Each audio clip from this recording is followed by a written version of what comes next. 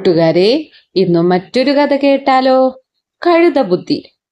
ഒരിക്കൽ ഒരു കച്ചവടക്കാരൻ കഴുതപ്പുറത്ത് ഉപ്പുചാക്കുമായി ചന്തയിലേക്ക് പോകുമായിരുന്നു. പോകുന്ന വഴിയിൽ ഒരു പുഴ കടക്കണമായിരുന്നു. പുഴ കടക്കുമ്പോൾ കഴുത കാലു തെന്നി വീണു. അതോടെ ചാക്കിലെ ഉപ്പ് പകുതിയും വെള്ളത്തിൽ അലിഞ്ഞുപോയി.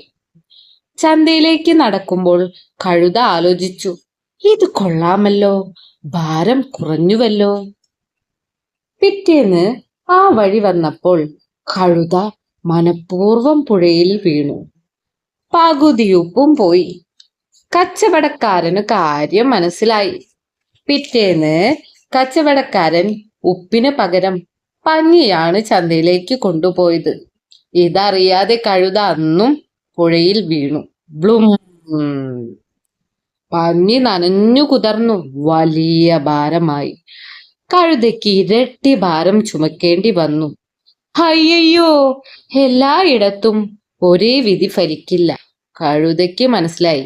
കൂട്ടുകാരെ, കഥ എന്താ? കഴുതബുദ്ധി.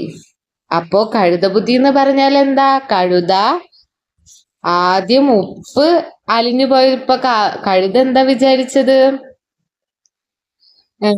ഇതുപോലെ പഞ്ഞിയും പോകുന്നല്ലേ വിചാരിച്ചത്. കഴുതയ്ക്ക് ബുദ്ധി ഉണ്ടെങ്കിൽ എന്താ ആലോചിക്കാമായിരുന്നില്ലേ?